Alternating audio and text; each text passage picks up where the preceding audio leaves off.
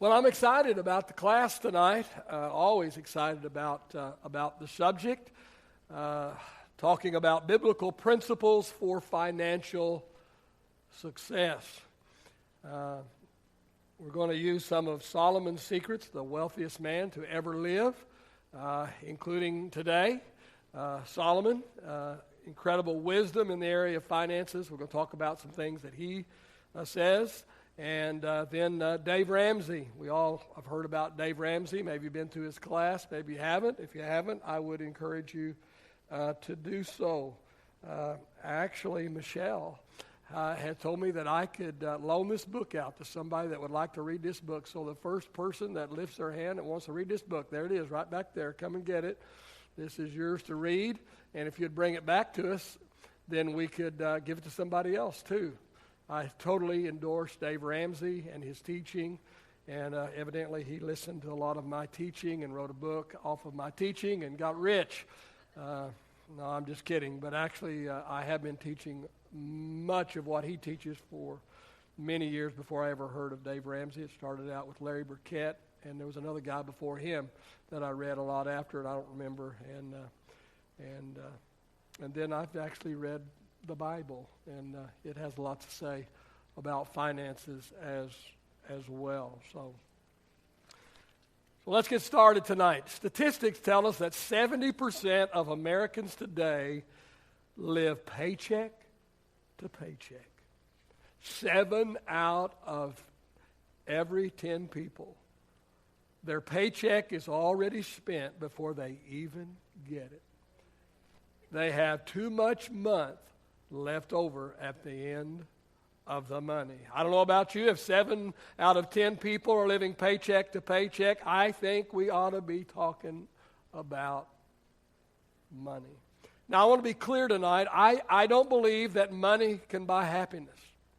Don't believe that money can buy happiness. I do believe that the lack of money can cause a lot of unhappiness. When you can't take care of your family, when the lack of finances places you in undue stress, I think the lack of money can cause a lot of unhappiness.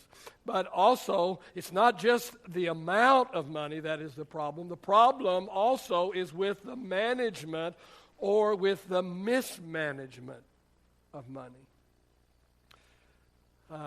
Sad to say, there are six-figure income earners that live paycheck to paycheck. I may have told you this, I don't know, but there was a man in my church years ago who made 6 figures. He made $100,000 a year plus. How many know, if you make $100,000 a year, I think you ought to be able to do okay. How about you? I think you ought to be able to do okay on that. Now, I know $100,000 doesn't do what it did, 25 years ago, but this was actually about probably 15 years ago or so, maybe longer. And this man was a 6-figure income earner. In fact, he made more money than anybody in the church I was pastoring at the time. And I remember one Sunday night, we were all going out to eat after church like we used to do. Remember on Sunday night, we used to all go out to eat after church, because our church doesn't let us drink or smoke or chip or none of that, or dip or any of that stuff, so we just all eat, right? And so we were going to eat, and I asked him, and I said, and he always went, and I said, "Aren't you going out to eat?" And he said, "No." I said, "Well, why are you not going out to eat with us? You're too good for us." Well, I was just having fun with him, just messing around with him. And he ducked his head, and he said, "Well, Pastor, I'm not. Actually, the truth is, I'm financially embarrassed. I don't have money to go out to eat tonight."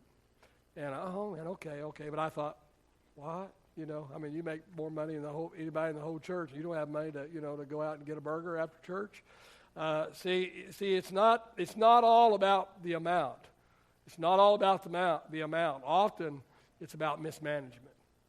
In fact, there are often people that can't seem to make ends meet, and they can't seem to make it, and can't seem to live within their means. And yet, there are people that make much less than they do that do make ends meet and do well with it. So it's not all about the amount of money. The amount of money is not always the problem. Sometimes it is. And I need to understand that sometimes that it is the amount. And so then you have to figure out a way to raise the amount, either by getting a raise, getting a better job, or or getting a part-time job or whatever. Sometimes it is the amount, but more often than not, it's not the amount, because there are people that make lots of money and still live paycheck to paycheck. I'm personally acquainted with pastors who pastored large, thriving churches, and they were well compensated for their ministry. And yet, when retirement time came, they couldn't retire because they had not saved or invested any money. So it's not about how much you have made. It is how much have you saved. It is how much have you invested. It is what are you doing with what you have. It is how are you managing what you have. Here's what I know, and that is looks can be very deceiving. Looks can be very deceiving. There's a lot of people that are playing make-believe. It's okay to play make-believe. My little 3-year-old granddaughter plays make-believe. We never know who she's going to be. We don't know if she's going to be Doc McStuffin or if she's going to be, oh man, I just had a senior moment there. What's the little, Dora the Explorer? Or if she's going to be Eliana, we don't ever know who she's going to be, And it's okay to play make-believe for her because she's 3.5. And it's fun, and it's okay, and it's normal, and it's okay. But there's a lot of people that are 33 that are playing make-believe. Some that are 43, some that are 53, some that are 63, and they're still playing make-believe. They pretend. They're playing pretend. They pretend that their house is in order. They pretend that their finances are in order. They pretend and they put on the show like they're really doing well, but actually they're just playing make-believe. They're just playing pretend because actually they're drowning in the sea of debt. Oh, they live in a nice home and they drive a nice car and they wear designer clothes and hey, they even make fun of those who are not stylish. But they own nothing. They own nothing. They are mortgaged up to their eyeballs. And if I have described anyone here tonight, it's purely accidental. But if I have a word for you from the Lord. And the word is, stop it. Stop it. Tonight is the night to stop playing make-believe and pretend. Tonight is the night to get off of that ridiculous financial merry-go-round that you are on. Round and round and around you go, but you are getting nowhere. Hey, don't you want to be able to tell your money where to go instead of wondering where it went? Solomon wrote in Proverbs chapter 9, verse 8 and 9, he said, rebuke a wise man, and he will love you. Give instruction or information to a wise man, and he will still be wiser. And then he said in Proverbs chapter 12 and verse number 1, he said, whoever loves instruction loves knowledge, but he who hates correction is stupid. About 40 years ago or so, I was an evangelist, and my wife and I were traveling around in a little travel trailer, and that's what you did back then, traveled around in a travel trailer, and we went from church to church and preached revivals, and that's about 40 years ago, and I'll never forget, after one of my revival services, an older pastor, he was probably older, probably about how old I am now. Oh, sorry. But anyway, I don't know, but I was just young. I was in my early, I was barely maybe 21 or so, and he came up to me after the service, and he offered some constructive criticism about my preaching style and my preaching delivery, and honestly, it offended me. It hurt my feelings. It made me mad. It literally made me angry. And so I kind of blew him off, and I went back to the travel trailer, and I told my wife what the old coot said to me after church, And I told her, and that old coot, I said, he's probably just jealous because I was the one preaching. He was the one sitting out there listening, He's probably, jealous of, my great abilities and my great, charisma. And he's just probably just trying to, make himself feel better by making me feel bad. And, and my wife said, honey, I've been trying to tell you that for a long time now, and you just won't listen. And so, remember, this was 40 years ago. I went out and bought myself a tape recorder. Do you know what a tape recorder is? I went out and bought myself a tape recorder and started recording myself preach and started listening to the tapes, and guess what? There it was. And they were right. And so I corrected the problem, and you can thank them for it. I hope somebody gets offended in this class. I hope somebody's feelings get hurt in this class. I hope I make somebody angry in this class. Because if not, you're going to continue walking down the same old road that you've been walking down for years. And if you continue to walk down the same old road that you've been walking down, you're going to end up at the same old place you've always ended up. Solomon said in Proverbs 12 and 15, he said, the way of a fool is right in his own eyes. The way of a fool is right in his own eyes. He just can't see it. He just can't see it. Everybody else can see it. Everybody else heard what I was doing. Everybody else heard it. I couldn't hear it. I thought it was great. I thought I was awesome. I thought I was incredible. I thought, man, this is something. I'm something on a stick. Hopefully I didn't really, but not until, somebody took me by the nape of the neck and said, look, And that's what he told me. He said, you're a young preacher, you're just getting started. And he said, you got a lot of zeal, you got a lot of enthusiasm. He said, you got good content for your age. And he just really affirmed me. He said, but that thing that you do after the end of every sentence is very annoying. And he said, it's hard to listen to. And you need to, I couldn't hear it. But when I did actually hear it, and made the correction, it just really incredibly helped me in the years to come after that. And it will do the same to you in whatever area that you need a wake-up call in. All right, let's review just for a moment the first two of Solomon's 7 secrets to financial success that we've already covered. The first one is develop a plan. Develop a plan. I gave you 2 separate plans in lesson 1. I gave you a plan for financial success, and then I gave you a plan to get out of debt, the snowball effect. Never forget, he who fails to plan plans to fail. And then the second secret to Solomon's to financial success that Solomon gave that we talked about last Wednesday night was take personal responsibility for your financial success. Because whether you succeed or fail in the area of finances is entirely up to you. You can let this go in one ear and out the other, or you can put into practice what you learn in this class.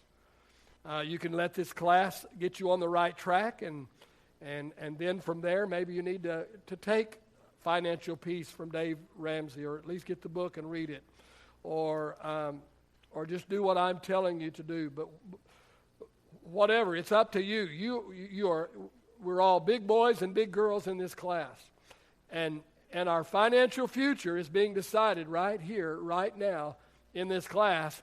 In whether or not it's not just that we get the information; it's what we do with the information.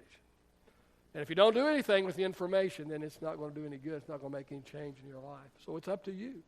It's up to you, and that's why I want to be over the top, and that's why I get a little animated on this subject, because I want to see your future be awesome and incredible, and I understand the effect that finances have in every area of your life.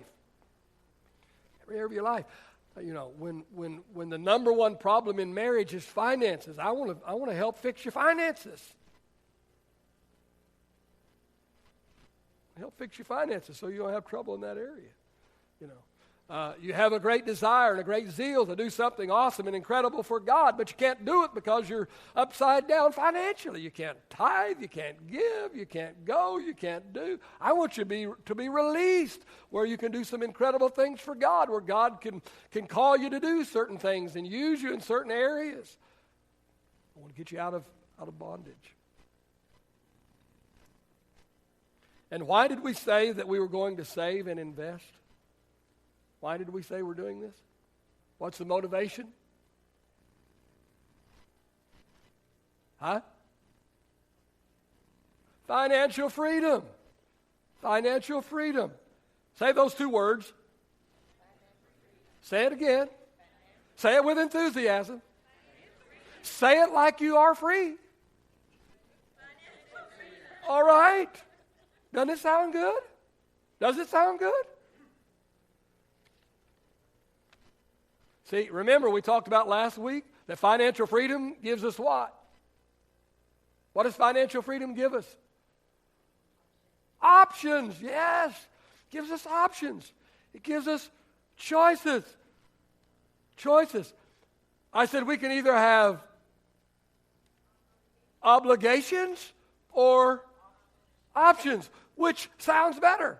Obligations or options? Options, yeah. All right. Did you answer the questions I told you to ask yourself last week? First question I ask you to ask yourself is, have I taken personal responsibility for my finances?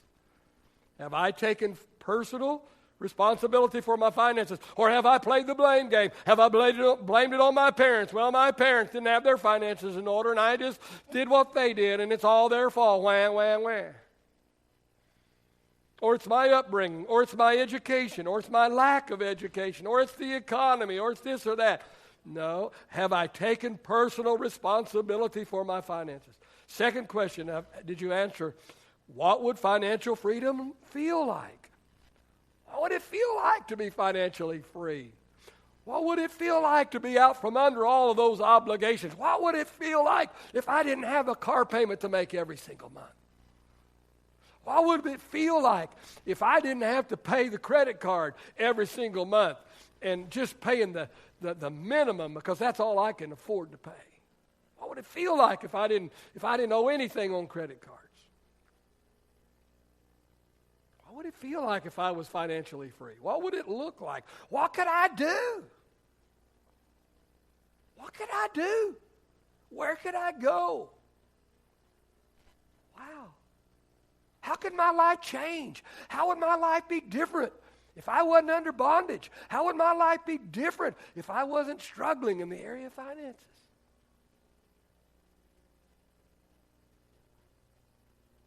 Third question, who's better at handling finances, me or my spouse, if you're married?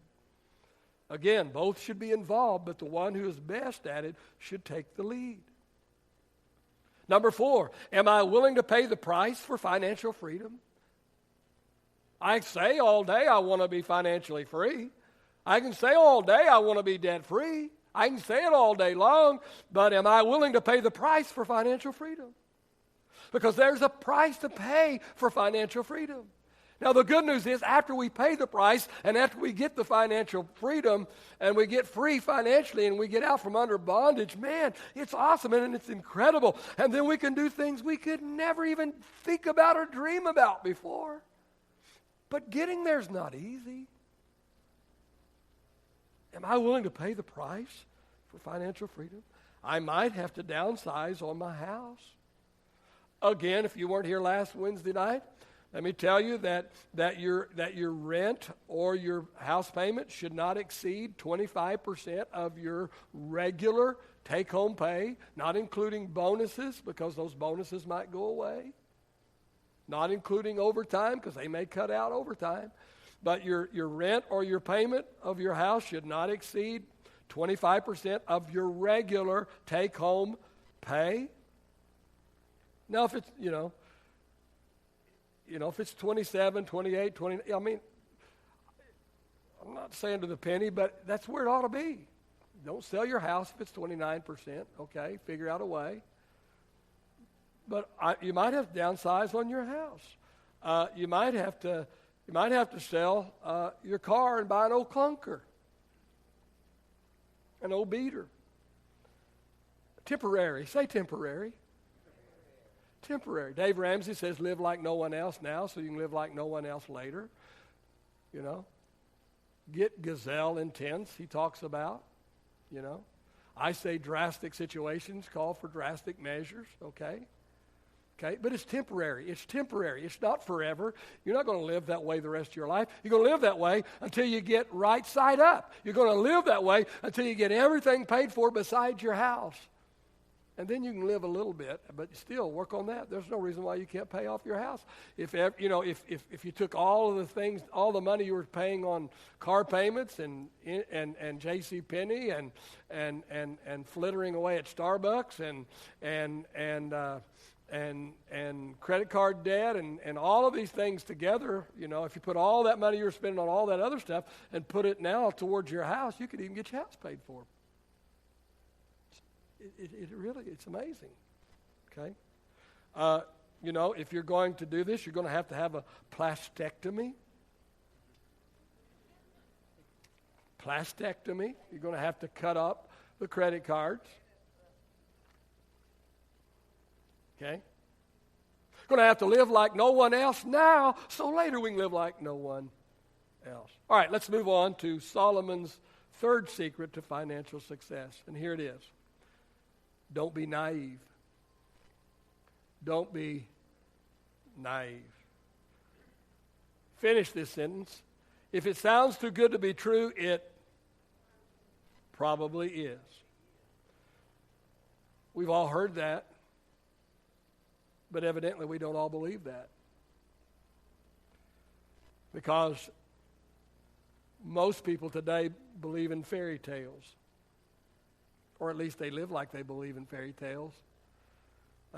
They believe, they wouldn't say this, and I don't mean really, but I'm just saying by the way they live, they believe they're going to find an old bottle with a genie in it and get 3 wishes. And all their dreams are going to come true and all their troubles are going to be over because of those 3 wishes. Or they believe they're going to win the lottery and the millions that they're going to get from winning the lottery is going to get them out of financial trouble.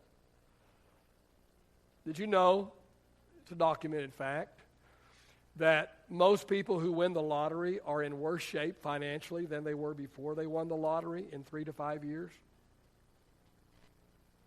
That's unbelievable. How could that be? Well, see, because most people who play the lottery are naive. They're naive. They're naive, number one, because they think they're going to win. How naive is that? You know, how many million to one are the odds and they think they're going to win? They're naive. And they're naive because they think that when they do win the lottery, that it's going to solve all their problems.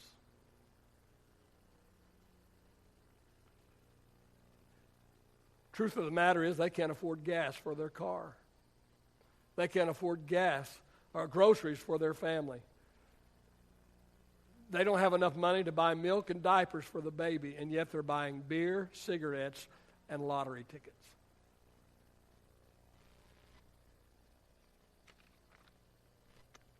Jesus said, "He who is faithful in little will be faithful with much, and he who mismanages little will also mismanage much." He said that in Luke 19 and 17. Let me ask you this. I think I said it before, but it's worth repeating. Why should God give you more when you're mismanaging the little bit that you have right now?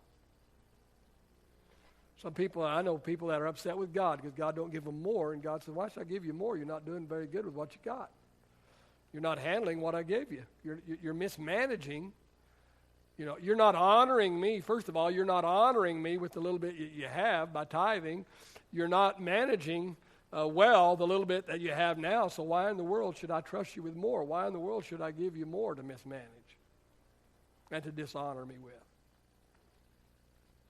Let me just ask this question tonight, put it in perspective. What do most people do when they get more? They spend more. When people get more, they spend more. If they get a raise, immediately they raise their standard of living. They either buy a bigger house or move into a nicer apartment or buy a better car or start eating a better grade of meat or go eat out more or eat out better or buy better clothes. Or if they get a raise, they just immediately raise their standard of living. If they get a bonus, do they pay off a debt? No. They go shopping. Let me ask you this. Why do broke people go shopping?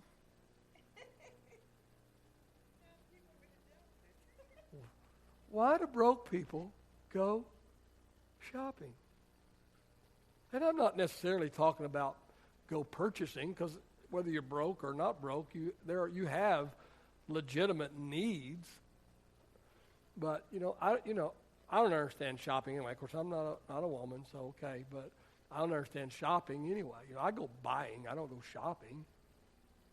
You know why I don't go shopping? Because I know if I go shopping, I'm gonna find something I want. I know, I'm gonna find something I want. And so even though I just was, we're just gonna go look. We're just gonna go shop. You're gonna come home with something. Come home with something. So I know if I go shopping, I'm gonna want something. Something's gonna jump out at me and just say, "You gotta have me. You gotta have me. You gotta have me." So I don't go shopping. The mall would close down if they depended on me. And if Starbucks and the cookie place wasn't in the mall, they'd never get me in the door.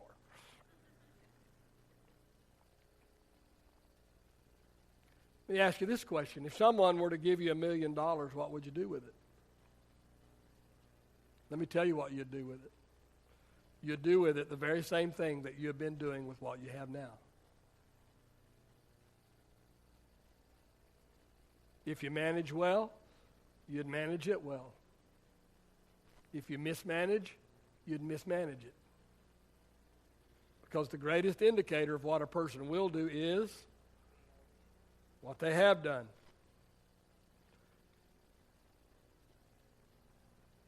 You know what? I don't have to have a crystal ball. First of all, I don't believe in it, but I don't have to have a crystal ball to tell your future. And I don't have to be a prophet to tell you your future. All I have to do to tell you what your future looks like is just to know a little bit about your past. Now, hang with me. Hang with me now. I'm gonna get better before I'm done. But I don't need a crystal ball. I don't need to be a prophet. All I have to do is find out a little bit about your past, and I can tell you what your future is going to look like. Now, it doesn't have to be that way. It doesn't have to be that way. But for most people, it will be that way. Because the greatest indicator of what a person will do is what they have done. And so, if you don't like your past, you're probably not going to like your future either, unless you make some changes. And that's what this class is all about.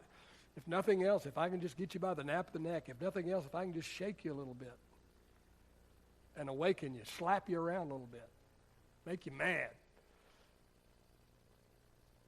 If nothing else, even if you don't, take the nuts and bolts of what I'm giving, if you can just get this, that, you know what? Wow. If I don't make some drastic changes in my life, my future is going to be just like my past. And I don't like my past. I don't like my present. The only way to change it is to make some changes. But people change very little. You can change, but change is hard. And very few people actually do change. That's the reason why they get divorced, because they don't make changes. And that's the reason why when they get married the second time, they get a second divorce. Because the problem with the second marriage is they bring the same old person into the second marriage. Doesn't have to be. Listen, please. I'm not telling you that it has to be that way. I'm telling you that's the way it usually is, okay? So please don't get mad at, well, I don't care if you get mad at me or not. Just if it helps you. I'm not telling you it has to be that way. I'm telling you that it's probably going to be that way. Because you let it go in one ear and out the other. because you don't do anything with what you hear. See, most people come in on Sunday and hear a sermon, hear good teachers, and man, that was really good, man. Pastor was really on fire today, man. That was really awesome today. And then just go on about their merry way and don't do anything about it.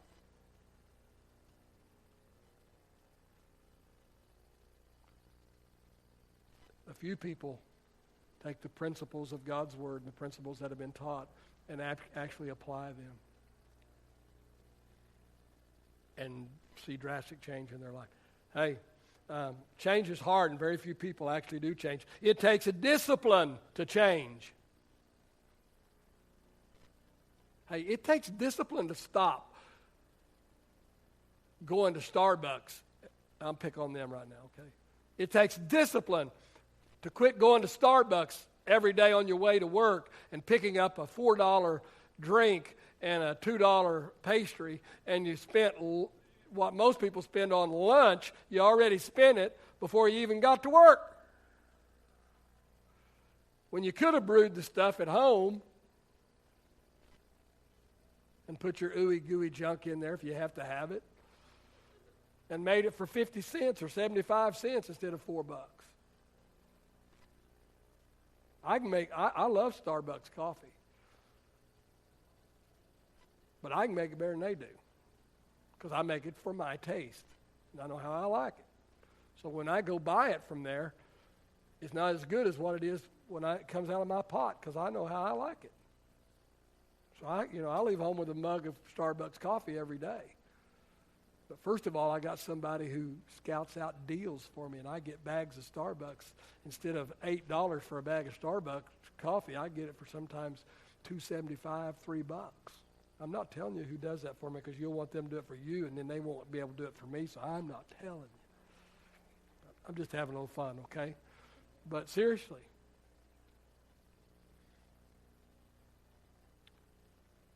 the greatest indicator of what a person will do is what they have done, but it doesn't have to be you.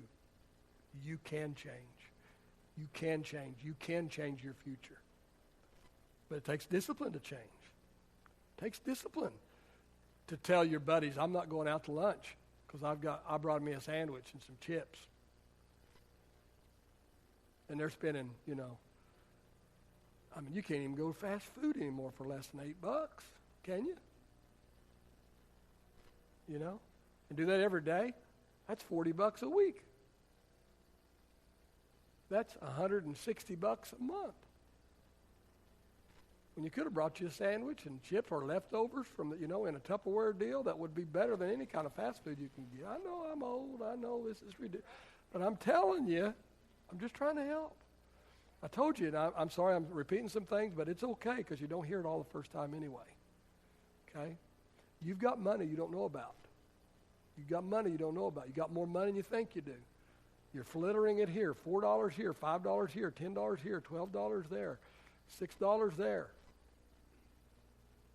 You need to gather up all that, and all of a sudden you got $50 or $100 or a couple $100. It's amazing what you can find right that you already have. But it takes discipline. That's what Jesus said. He was talking about discipline here. He said, he who is faithful in little will be faithful in much, and the opposite of this is also true. And so if people winning the lottery mismanaged the little bit they had before they won the lottery, guess what? They more than likely are going to mismanage the millions they get from winning the lottery. They're going to quit their job. I'm not sharing the offering with you. You're helping me preach, but I'm not sharing the offering with you. I'm having fun with you, okay? They're going to quit their job. Then they're going to mismanage the money. And then they're going to be broke and unemployed in 3 to 5 years. Solomon said in Proverbs 21:20, the wise have wealth and luxury, but the fool spends everything they get. The fool thinks if he gets more money, that's more money for him to spend. That's foolish thinking. If you're in debt, first of all, you get more money. You get a birthday present, that's money, it goes on your credit card. You get a bonus at Christmas time, it goes on your credit card. The wise have wealth and luxury, but the fool spends everything he gets. Proverbs 20 and 21, an inheritance gained hastily at the beginning will not be blessed at the end. Here's the thing about the lottery or anything like that, or, a windfall or an inheritance. You didn't have to work for it, so you don't appreciate it.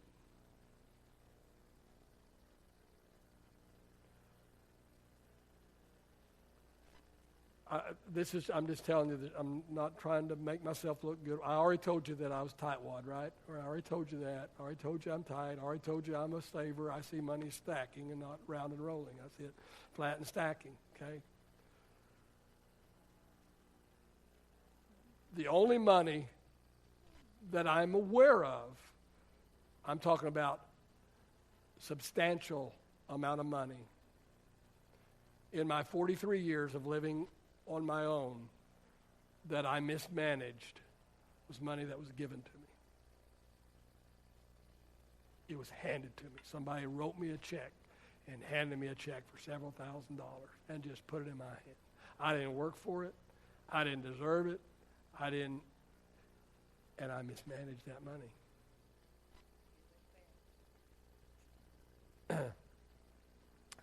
Actually, the man that gave me the money told me about an investment that he had invested in, and there were some red flags, but I didn't work for that money, so, easy come, easy. And so I invested in the same thing he did, and the day after I invested, we found out it was a Ponzi scheme. It was a ripoff. Good news is we got about 70% of that money back a couple of years later after litigation. But it was totally out of who I am to make that investment. But what I'm saying is I didn't have to pay for it. I didn't have to work for it, and so it didn't seem real. It didn't hurt near as bad because it wasn't money I worked for. Okay. And so that's what he's saying. Proverbs, that's what the wisdom writer is saying. An inheritance gained hastily at the beginning will not be blessed at the end. Money that comes easy, you have to be doubly careful with it. It's easy come, easy go. Proverbs 28 and 20 says, the trustworthy person will get a rich reward, but a person who wants quick riches will get into trouble. So what is Solomon's third secret for financial success? Don't be naive. Don't be naive. You're not going to win the lottery. Uncle Joe is not going to die and leave his wealth to you. There are no easy or quick paths to riches and wealth. And I hope I don't step on anybody's toes here, but the multi-level marketing business will only work for a little while, and only for those who get in at the very beginning. Bruce Fleet, in his book, 7 Secrets of Solomon's Financial Success, he writes, fewer than 1% of all multi-level marketing distributors ever earn a profit. That's what he writes out of his book. Fewer than 1% of all multi-level marketing distributors ever earn a profit. Those earning a sustainable living at this business are at a much smaller percentage than this. What? Smaller than 1%? But I thought they said I could get filthy rich doing this, and I thought they said I only had to work 6 to 8 hours a week. I thought they told me I would win a new car. I thought they told me I could win a trip to the Bahamas. If it sounds too good to be true, now I'm not saying it can't happen. I'm not. Because I've got some good friends right now, or actually they're friends of some of my kinfolk, who are tearing it up in a multi-level marketing thing.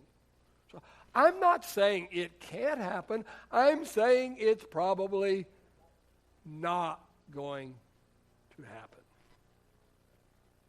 Bruce Fleet says, and he's got it written in his book, that fewer than 1% of all multi-level marketing distributors will ever make a profit, and those earning a sustainable living at this business are a much smaller percentage than this. I've seen it come, I've seen it go in several different things, and if you get in on the ground floor of it, it'll work for a while, but it'll eventually go away. They all do. Take that for what it's worth. But if you're making lots of money in multi-level, don't forget to pay your tithe. Proverbs 28:19 says, "He who works his land will have abundance, but the one who chases fantasies will have his fill of poverty." Don't be one of those people with stars in your eyes, always on the lookout for the latest and greatest, following the fads, jumping on the bandwagon of every new scheme or every new deal or every fast track that comes along. Solomon says, don't be naive. Now, it's okay to be misled once. I already fessed up. I was misled. Everyone is misled. It's okay to be misled once. We've all been duped. We've all drank the Kool-Aid. But remember what someone said, burn me once, shame on you. Burn me twice, shame on me. Learn from your past mistakes. Learn from the mistakes of your family. Learn from the mistakes of your friends. Don't be naive. You're not going to get something for nothing. To get a lot, you're going to have to produce a lot. To get a lot will cost you a lot of your time, and it will cost you a lot of your energy and the ability to develop and stick with a good plan. Don't be naive. Nothing magical is going to happen to you or for you unless you make it happen.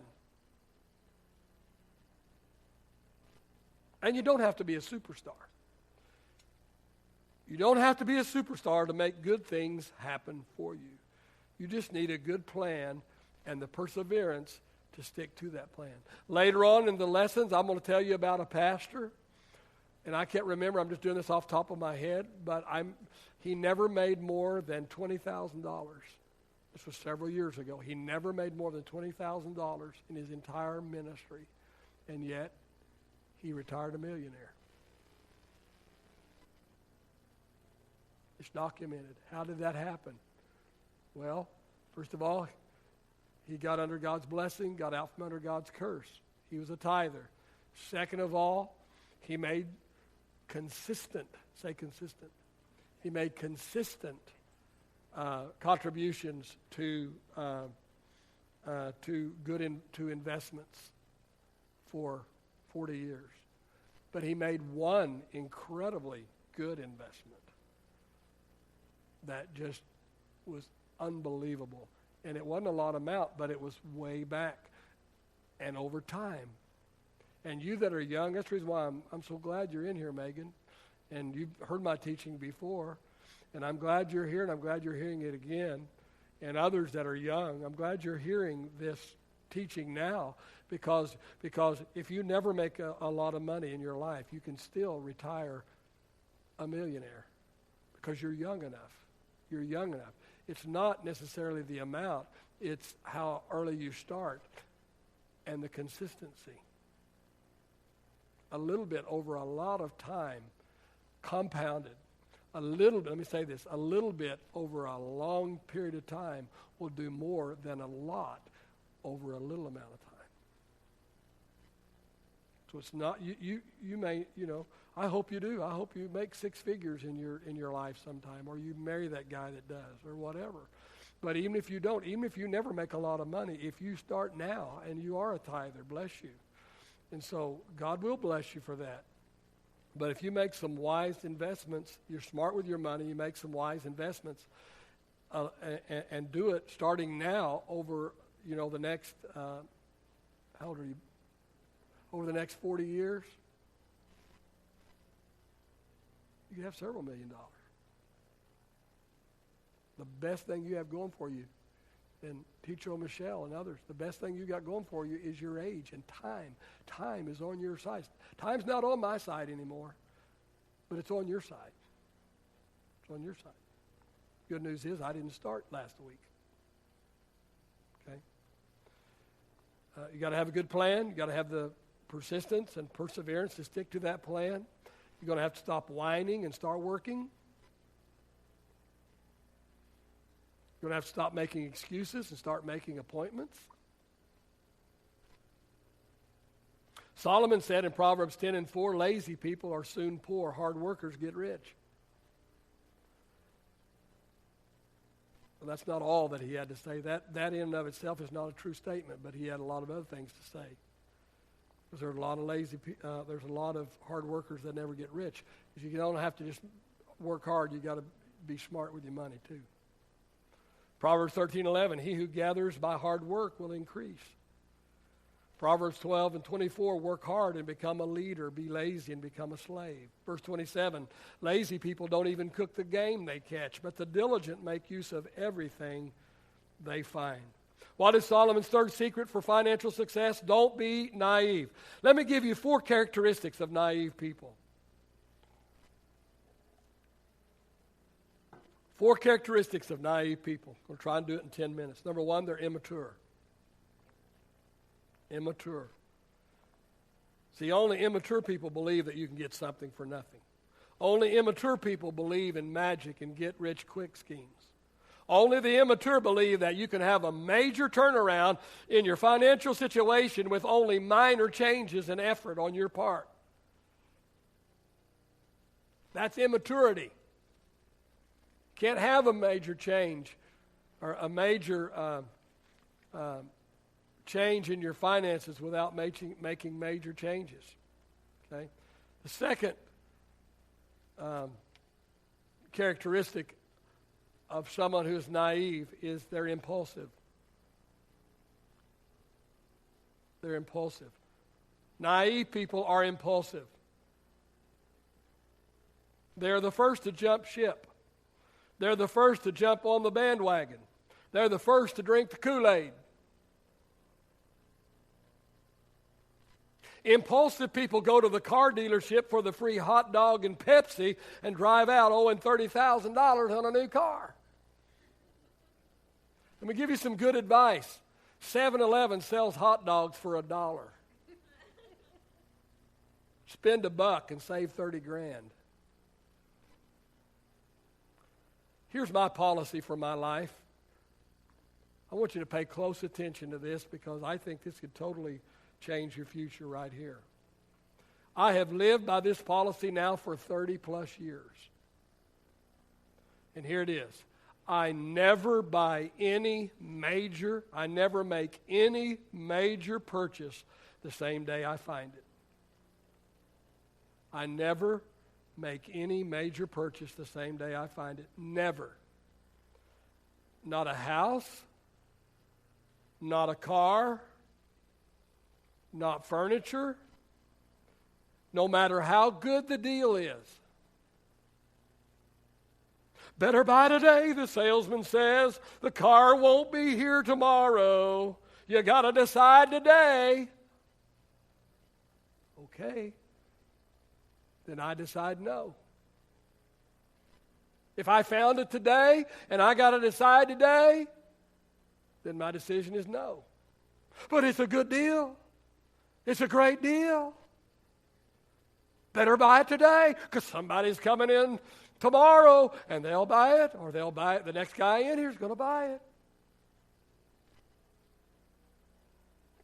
Let me tell you what I've learned in the last 43 years of buying and selling and living. There will always be another good deal. There will always be another good deal. I'm not saying that wasn't a good deal. I'm saying there will always be another good deal. And the next deal might be better than the last. how am I going to, the salesman, how are you going to feel, when you lose out on this deal? Well, you might answer, yeah, and how am I going to feel if I make this deal and I find a better one tomorrow?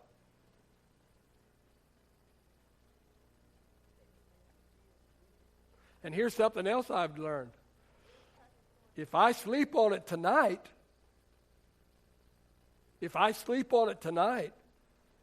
I might not even want it tomorrow. See, that's why I don't go shopping.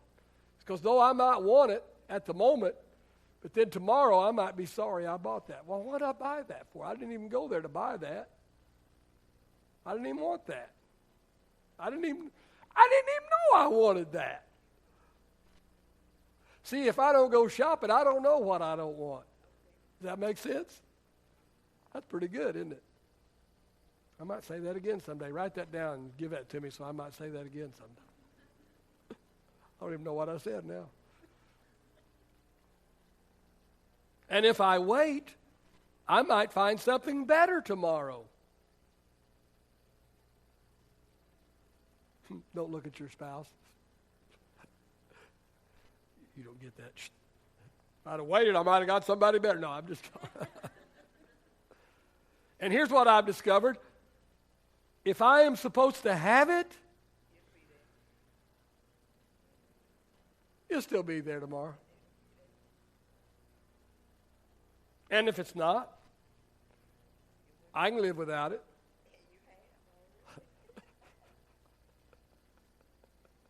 I am not sharing the offering with you.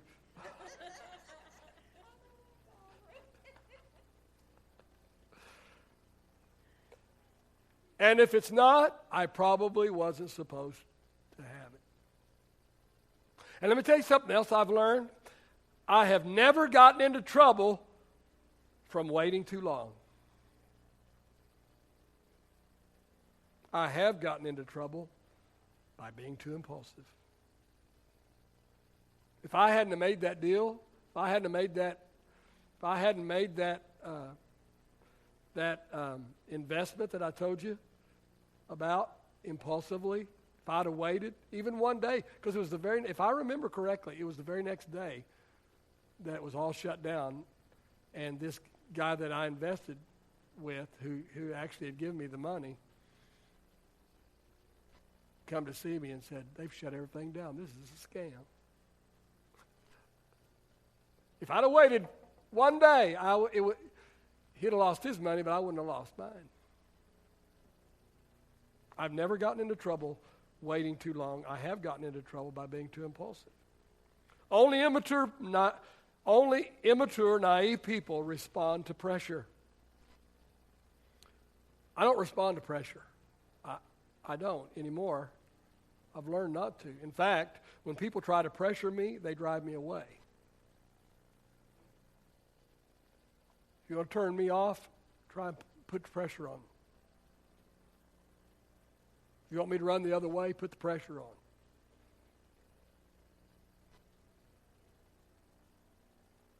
You don't close the deal with me by putting the pressure on. It might work for some people. It might work for the naive. It might work for the immature, but it doesn't work for me. Solomon said, Proverbs 14:29, he who is impulsive exalts folly. And he said in Proverbs 21:5, hasty decisions lead to poverty. All right, talking about the 4 characteristics of naive people. Number 3, they're impatient.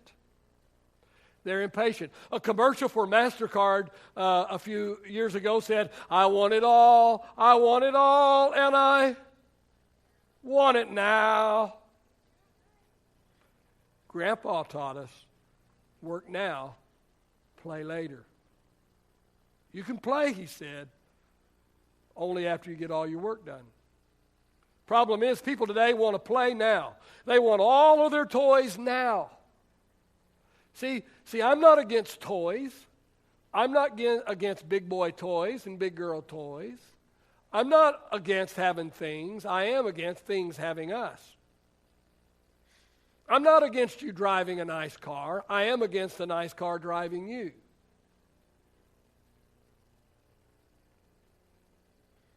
Newlyweds today want to start out with what mom and dad have.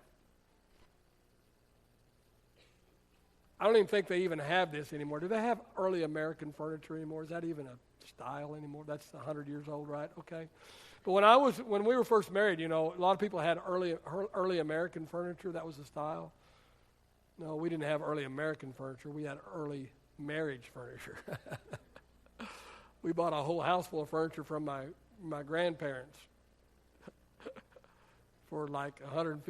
I mean, it was 43 years ago, okay? So that's probably like $1,500 now, but still, okay? But newlyweds today want to start out with what mom and dad had, but it took mom and dad 15, 20, 25 years to get what they have. But they want to start out that way. Let me tell you, you can have anything and everything you want right now, whether you can afford it or not. The good old American way is you can have it, and you can have all you want, and you can have it right now. All you have to do is charge it. All you have to do is charge it. All you got to do is whip out the old plastic. All you have to do is go to the bank, borrow the money, sign on the dotted line. You can have anything and everything you want, whether or not you can afford it. But naive people don't understand that even though that you get everything that you want and you get it right now, they forget and they don't understand that you also have to pay for it. And not only do you have to pay for it, but you have to, if you can't write a check for it, or you can't use a debit card for it, you not only have to pay for it, but you have to pay for it plus interest. Naive people think, well, I can't wait 10, 15, 20 years, work hard, save and invest, live on less than I make. I can't wait to acquire wealth. I can't wait to live a comfortable lifestyle. So I'll believe the latest and greatest scheme that's come along. I'll take ridiculous risk with my money in hopes of getting rich quick. I'll mortgage myself to the max. I'll charge everything and build my credit card till it's incredibly crazy. I'll mortgage my future for a party today. But not only are naive people immature, impulsive, and impatient, they're also impressionable. They're impressionable. They don't think for themselves. They actually believe the sky is falling. So they better live it up now. Solomon said in Proverbs 14 and 15, a simple man believes anything, but a prudent man gives thought to his steps. Solomon said, don't believe anything that you hear and only half of what you see. And how many understand that advertisers can make a skunk smell good? My son and daughter-in-law just bought a house. And it was amazing to look up houses on the internet. And we got a realtor here, and I know he wouldn't do this. But it was amazing to look up houses on the internet. And wow, this looks awesome. This looks great. And then go show up and see the actual house. It didn't look anything like what they showed the pictures of. When my son went to college, he used to get angry at campus days. We'd go to campus days, or parent days. And, man, that campus would be spit shined, man. And, we'd go eat at the cafeteria, and the food was good, And we'd go in and have the program, and it would just be awesome. And, we'd be impressed. And then we'd go with our son, later, and he'd go, that ain't the way it is. This campus don't look like this, except on campus days and parent days. And we sure don't eat like this in the cafeteria. And it would make him angry. And he would say, they're putting on the dog. They make it look good for the parents. They make it look good for the prospective students coming here. This isn't a true picture. This isn't, when you get here, it ain't what they say, it's not a true picture. The naive are impressionable. They believe the advertisements. They're fooled on campus days. They're fooled on parent days. They believe everything they hear and they believe more than they see. So Solomon's third secret to financial success is what? Don't be naive. All right, I'm going to finish up here. Let me give you some questions to ask yourself. Here, question number one, ask yourself, is the investment I'm about to make or the thing I'm about to enter into, is it one that my mentors would make? Would those that I respect in the area of finances, would they get involved in this? Would they do this? Is this something they would be a part of? A good way to answer that question would be to ask them. Get their input. Ask yourself what type of people are doing this. Listen, I'm not sending you to hell for buying a lottery ticket, okay? I don't think it's real good for your testimony, honestly. But I'm not going to throw you under the bus. But let me just ask you, maybe you ought to just ask what type of people are doing it. Who's buying these lottery tickets? By the handfuls. Who's buying them? I'll tell you who's buying them, the people that can't afford to buy them. Okay? I'm not saying the rich people don't buy 2 or 3 or a handful or whatever, but by and large, it's the poor people. It's the struggling people. They're the ones that are buying them. So you might ask yourself, who's doing this? What type of people are doing this? Well, whatever it is, I just threw that out for an example, but who's doing this? What kind of people are doing this? Who does this? Number 2, second question you might ask is, does this thing I'm considering, does it seem just a little bit too good to be true? Because if it seems too good to be true, it probably is. Third question, am I being told that this thing will be easy? Did I tell you getting out of debt would be easy? No, I'm telling you it's hard. I'm telling you it's difficult. A whole lot harder to get out of debt than it is to get in debt. But you can do it. Fourth question, is there a long history for this investment or this idea? Same way when you start investing in mutual funds. Find those that have a good, steady track record of 7 to 10 years. If you go to a financial advisor, find one, first of all, that's got their finances in order. Number 2, find someone with a reputable company that's been around for a while, got a good track record. Number 5, does this feel like some new scheme to beat the system? If it is, I wouldn't be a part of it. Does this seem like some kind of shortcut? I'm telling you, there's no shortcut to financial success. All right, let me give you wisdom's to-do list. Some wisdom's to-do list. Number 1, take time with your decisions. Ask questions of yourself and of others who have expertise in financial areas. Make it your policy that you're not going to make any major purchase the same day you find it. Now, the only exception to that would be is if, okay, I'm looking for a car, okay? I'm looking for a car, and I've been looking for a while, so I know what a good deal is, okay? I know what a good deal is.